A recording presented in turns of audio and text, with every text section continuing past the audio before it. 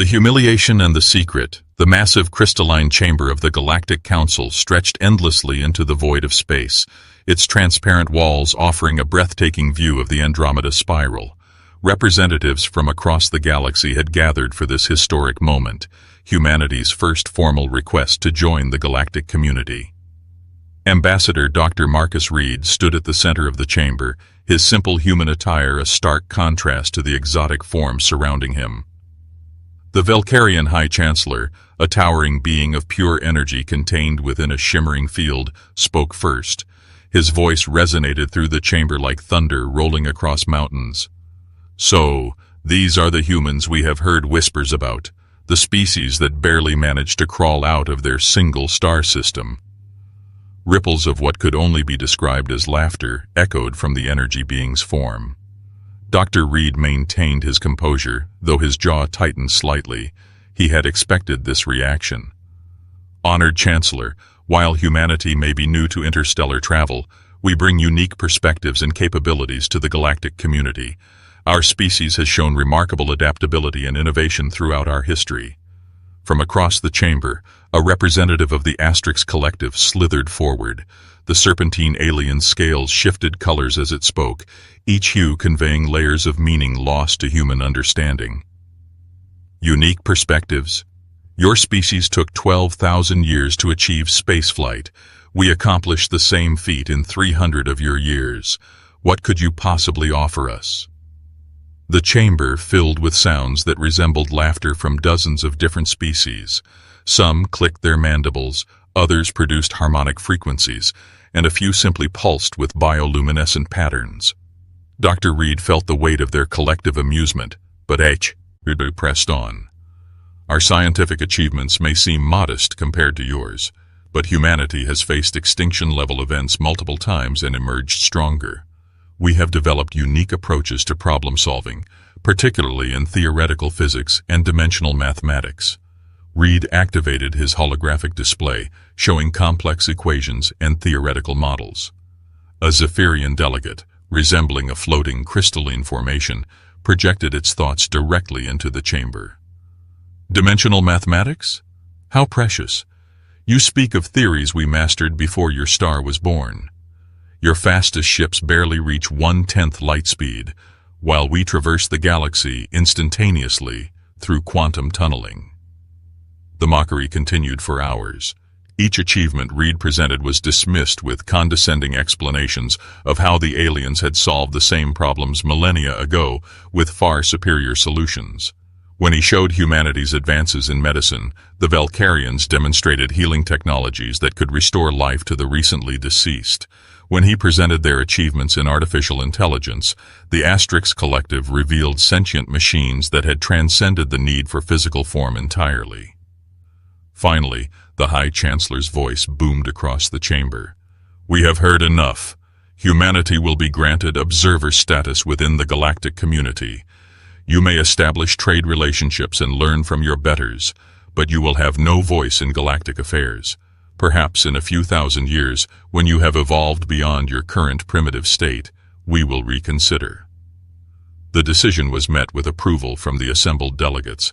Dr. Reed bowed formally, his expression carefully neutral. "We are grateful for this opportunity and look forward to learning from the galactic community."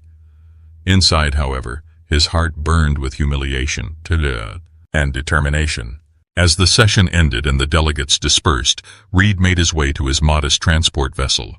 The contrast between his small ship and the magnificent vessels of other species was stark. Some alien craft appeared to be living beings themselves, while others defied conventional physics with their impossible geometries.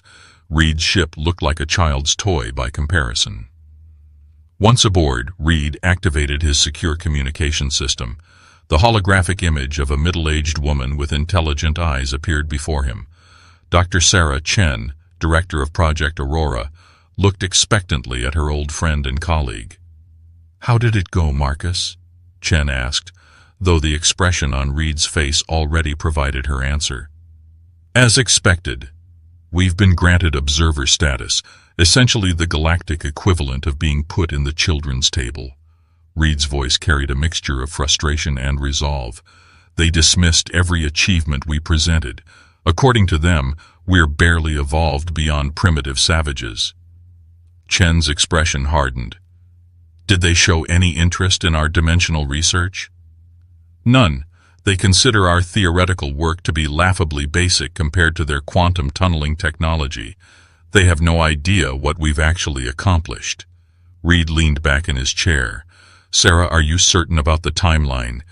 Can we really achieve stable seventh-dimensional access? A smile played at the corners of Chen's lips.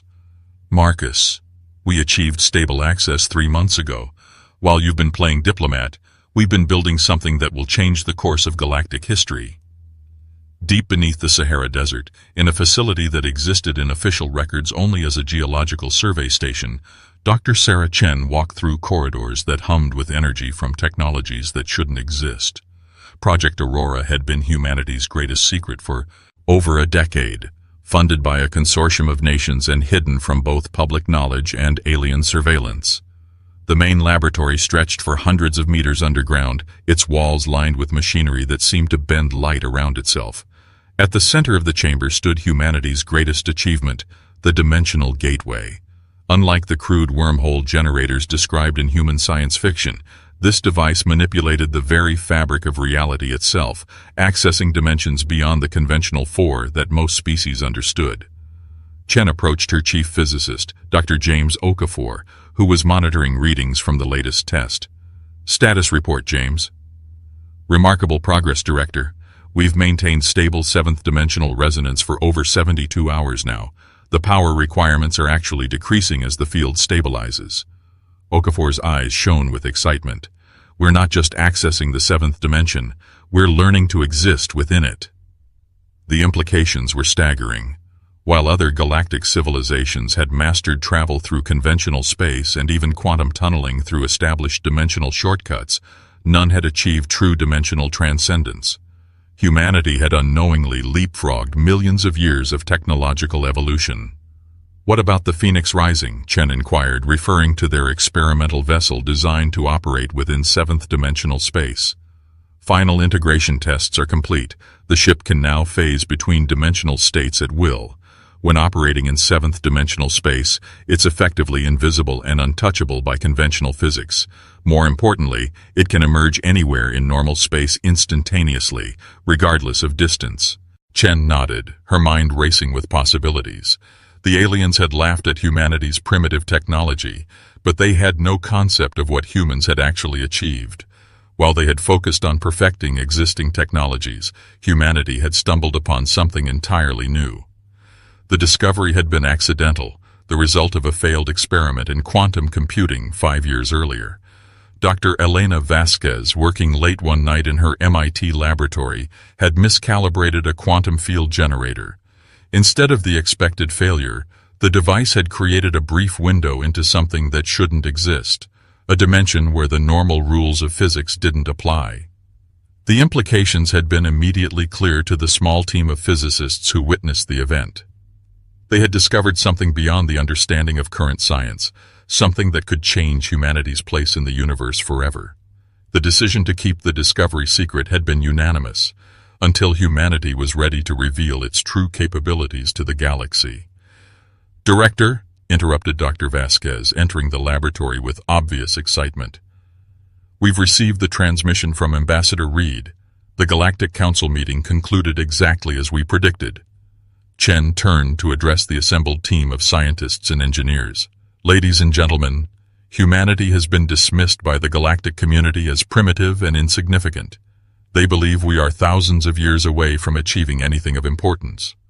She paused, looking around the chamber at technology that would revolutionize galactic civilization. I think it's time we showed them exactly how wrong they are. The team erupted in cheers and applause. For years they had worked in secret, developing technologies beyond the imagination of even the most advanced alien civilizations. Now, they would have the opportunity to demonstrate humanity's true potential. However, Chen continued, raising her hand for silence, we cannot simply reveal ourselves without proper justification. The galactic community must first understand that they need us. We must wait for the right moment, when our intervention will be seen not as aggression but as salvation. Dr. Okafor stepped forward. Director, our deep space monitoring stations have detected unusual energy signatures in the Vega system. The readings match theoretical predictions for multi-dimensional cascade failures, something that could threaten multiple star systems if left unchecked. Chen's expression grew serious. How long before the effect reaches inhabited systems? Based on current propagation rates, approximately 6 weeks. The Valkyrian colonies in that region would be the first affected. A moment of silence filled the chamber as the implications sank in. The same species that had mocked humanity just hours before would soon face a threat beyond their comprehension or ability to counter. It would be the perfect opportunity to demonstrate humanity's true capabilities. Begin preparations for Operation Renaissance, Chen ordered. It's time for humanity to take its rightful place among the stars. As the team scattered to their tasks, Chen remained in the chamber, staring at the dimensional gateway. Soon the galaxy would learn that the species they had dismissed as primitive possessed knowledge and power beyond their wildest imagination. The laughter would stop, and a new chapter in galactic history would begin. The revelation and galactic shock. 6 weeks after humanity's humiliation at the Galactic Council, emergency signals blazed across communication networks throughout the galaxy. The Valkyrian High Chancellor, the same energy being who had mocked human achievements, now broadcast desperate pleas for assistance to every civilization with advanced technology. This is High Chancellor Vex High of the Valkyrian Dominion. We are facing an unprecedented crisis in the Vega system. A multi-dimensional anomaly has appeared and is consuming our outer colonies. Our most advanced fleets have been unable to even approach the phenomenon. We require immediate assistance from all member civilizations. In the depths of Project Aurora, Dr. Sarah Chen watched the galactic emergency broadcasts with grim satisfaction. The dimensional cascade failure had progressed exactly as their models predicted. What had begun as a minor spatial distortion had evolved into a reality-consuming vortex that threatened to expand throughout the local galactic region. Status report on the phenomenon, Chen requested from Dr. Okafor. The cascade has consumed 3 Valkyrian colonies and is expanding at an exponential rate. Based on our analysis, conventional physics cannot address this type of multi-dimensional breach. Any ship that approaches using standard propulsion gets caught in the dimensional flux and disintegrates. On the main display, they watched footage from Valkyrian rescue attempts. Massive crystalline warships, each the size of a small moon, approached the swirling anomaly only to be torn apart as they crossed into the distorted space around it. The technology that had seemed so impressive to human observers proved utterly inadequate against forces operating beyond normal dimensional boundaries. The Asterix Collective has also attempted intervention, reported Dr. Vasquez. Their quantum tunneling technology allowed them to get closer than the Valkyrians, but they cannot establish stable passages through the dimensional distortion. Every tunnel they create collapses within minutes. Chen nodded grimly. And the Zephyrians? Their crystalline formations have proven equally ineffective. The anomaly appears to absorb their energy-based attacks and actually grows stronger from the interaction. Across the galaxy, the most advanced civilizations were throwing their greatest technologies at the problem, only to watch helplessly as their efforts failed.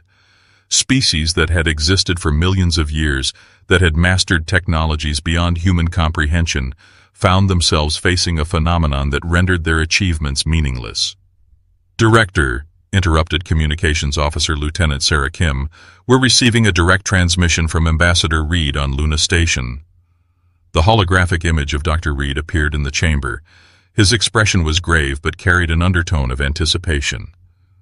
Sarah, the situation here is unprecedented. The Galactic Council has convened an emergency session. Every major civilization is contributing their most advanced fleets and technologies, but nothing is working. The anomaly has consumed 7 systems now and shows no signs of slowing. Chen leaned forward. What's the current galactic assessment of the threat? Complete catastrophe. Their best scientists estimate that if the phenomenon continues expanding at its current rate, it will consume the entire galactic core within 6 months. We're looking at potential extinction for dozens of civilizations. Reed paused. Sarah, they're desperate. The same species that dismissed us as primitive are now grasping at any possible solution. Have they requested human assistance? Reed's expression grew bitter. Not directly. The High Chancellor mentioned that even developing species might have insights that could prove useful, but it was clearly stated as a last resort. They still view us as barely evolved beyond our ancestral state. Chen exchanged glances with her team. The moment they had been waiting for had arrived. Marcus informed the Galactic Council that humanity would like to contribute to the relief efforts. Request permission to send a single vessel to the affected region. A single vessel? Sarah, they have thousands of ships out there, each more advanced than anything in our official fleet. What can one human ship possibly accomplish? Chen smiled. Trust me, Marcus. One ship will be more than sufficient. Hours later, the emergency session of the Galactic Council reconvened. The chamber that had once rung with laughter at human achievements now buzzed with desperate energy. Representatives who had previously exhibited absolute confidence in their technological superiority now showed clear signs of fear and uncertainty. Ambassador Reed stood once again at the center of the chamber, but the atmosphere had changed completely. Where before he had been treated as an amusing diversion, now he commanded attention born of desperation. Honored representatives, Reed began, humanity offers its assistance in addressing the current crisis. We request permission to send one of our vessels to contribute to the relief efforts. The Velcarian High Chancellor's energy form fluctuated with what appeared to be frustration. Ambassador Reed, while we appreciate the gesture, we must be realistic about capabilities. If our most advanced fleets cannot approach the anomaly, how can your primitive vessels hope to succeed? Nevertheless, Reed replied calmly, we would like the opportunity to try. Human ingenuity has often found solutions through unconventional approaches. A Zephyrian delegate projected its thoughts into the chamber. Very well. One human vessel may join the relief fleet. Perhaps observing the phenomenon firsthand will provide your species with educational value, even if you cannot contribute meaningfully to the solution. The condescension in the statement was clear, but Reed simply nodded respectfully. We are grateful for the opportunity. What the galactic representatives didn't know was that as they spoke, the Phoenix Rising was already approaching the Vega system through seventh-dimensional space. Captain Elena Rodriguez, humanity's most skilled dimensional navigator, stood on the bridge of a vessel that defied every principle of conventional physics. The Phoenix Rising appeared to be a modest human cruiser from the outside, indistinguishable from the vessel's other species had dismissed as primitive. Inside, however, it contained technology that operated on principles unknown to galactic science. The ship existed simultaneously in normal space and the seventh dimension, allowing it to phase between realities at will. Captain, reported Navigator Tom Chen, Dr. Sarah Chen's younger brother, we're approaching the anomaly, switching to seventh-dimensional sensors. The main display showed a view that no other species in the galaxy could perceive. While conventional sensors showed only a chaotic, swirling vortex of destruction, seventh-dimensional analysis revealed the underlying structure of the phenomenon. It was indeed a dimensional cascade failure, but one that could be stabilized using principles that humanity alone understood. Analysis confirms our theoretical projections, reported Chief Science Officer Dr. Maria Santos. The anomaly is a breach between the third and fifth dimensions, but it's unstable because it lacks proper seventh-dimensional anchoring. We can stabilize it by establishing resonance points at specific coordinates. Captain Rodriguez nodded. Begin the approach. Take us to the edge of the affected region, but remain in seventh-dimensional phase until we're ready to reveal ourselves. As the Phoenix Rising moved closer to the anomaly, the ship passed through the massive fleet of alien vessels that had gathered to address the crisis. Thousands of ships from dozens of civilizations formed a perimeter around the phenomenon, their combined technological might representing the greatest force ever assembled in galactic history. Yet they could only watch helplessly as the anomaly continued to expand. Captain, Communications Officer Lisa Park announced, we're receiving transmissions from the fleet. They're attempting another coordinated assault on the anomaly using synchronized quantum tunneling. On the display, they watched as the most advanced civilizations in the galaxy launched their final attempt at stopping the dimensional breach. Hundreds of ships fired simultaneously, their combined energy output capable of destroying entire star systems. For a moment, the anomaly seemed to contract slightly, and hope flickered throughout the alien fleet. Then the phenomenon exploded outward with renewed vigor, consuming 2 more Valkyrian vessels that had approached too closely. The technological pinnacle of galactic civilization had not only failed to stop the threat, but had actually made it worse. "Fleet is in full retreat," reported Navigator Chen. "They're falling back to minimum safe distance." Captain Rodriguez stood. "It's time. Bring us into normal space directly in front of the anomaly. Make sure every ship in the fleet can see us." "Captain," Dr. Santos warned, "that position is within the zone where every other vessel has been destroyed." Rodriguez smiled grimly. "Doctor, we're not every other vessel." The Phoenix Rising shimmered into existence in the heart of the danger zone, where no ship had been able to survive. Throughout the alien fleet, sensors registered the sudden appearance of a single human vessel in a location that should have meant instant destruction. On the bridge of the Valkyrian flagship, High Chancellor Vex-High's energy form flickered with shock. "How is this possible? No vessel can survive in that region. The dimensional flux should have torn them apart instantly." Similar expressions of disbelief rippled through the fleet as representatives from every major civilization tried to comprehend what they were witnessing. The primitive humans had placed their vessel in a position where the galaxy's most advanced ships couldn't survive for even moments. "This is Captain Elena Rodriguez of the human vessel Phoenix Rising," came the transmission that changed galactic history forever. "We are beginning stabilization procedures for the dimensional anomaly. All vessels maintain current distance for your safety." The alien fleet watched in stunned silence as the modest human ship began to work. Unlike the massive energy discharges and complex quantum manipulations attempted by other species, the Phoenix Rising's approach was subtle and elegant. The ship itself seemed to phase in and out of normal space, each transition creating small ripples that propagated toward the anomaly. "Establishing 7th dimensional resonance points," Dr. Santos reported. "Anomaly is beginning to stabilize." Throughout the alien fleet, scientists and commanders watched their instruments in growing amazement. The chaotic energy readings from the anomaly were beginning to organize into coherent patterns. The expanding edge of the phenomenon had stopped growing and was actually beginning to contract. "Impossible," whispered the Asterix Collective representative. "They're manipulating dimensional space directly. How can a primitive species possess such knowledge?" For the next 3 hours, the Phoenix Rising worked methodically to contain and stabilize the dimensional breach. The ship moved through space in patterns that seemed to violate the laws of physics, sometimes appearing in multiple locations simultaneously, sometimes vanishing entirely, only to reappear elsewhere. Finally, Captain Rodriguez's voice carried across the communication channels again.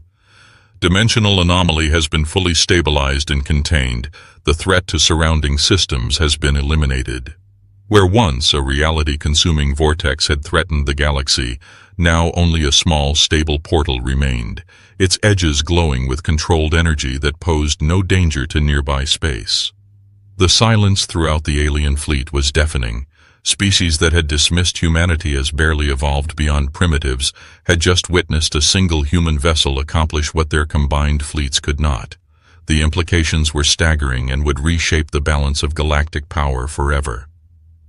High Chancellor Vex-High was the first to break the silence, his voice carrying none of its previous arrogance. "Captain Rodriguez, on behalf of the Galactic Council, I must ask, how did you accomplish this? What technology allowed you to succeed where our combined fleets failed?" Captain Rodriguez's response was calm and measured.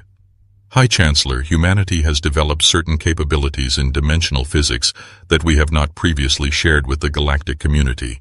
We felt it was time to demonstrate our true potential."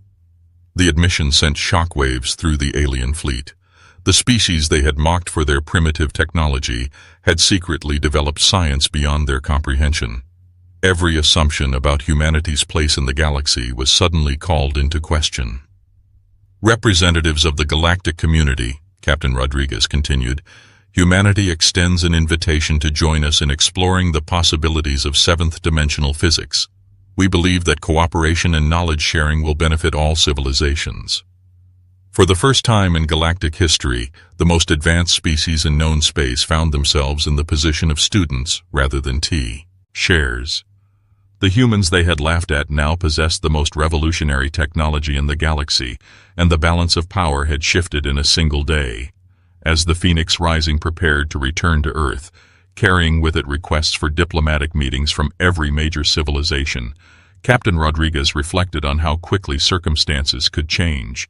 Humanity had proven that true advancement came not from perfecting existing knowledge, but from discovering entirely new possibilities. The galaxy would never underestimate humanity again.